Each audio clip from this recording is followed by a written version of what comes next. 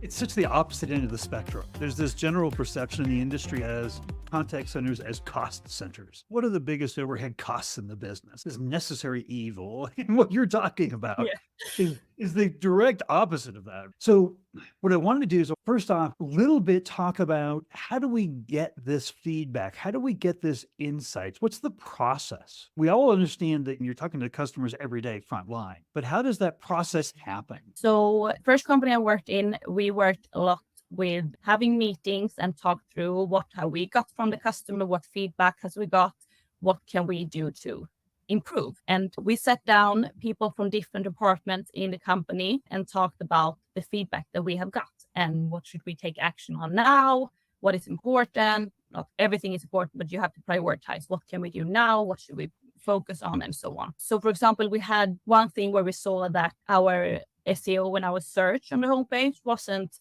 the best. Our category that we had wasn't the best. Customer, we felt like when we got contact with customer, they had to find the products they wanted. So we sat down and started a project about how can we optimize the search and how can we optimize the categorizing on the homepage to make it easier for the customers. And this was something my team and a couple from customer service worked a lot with. We actually were the ones deciding all the categories that we should have.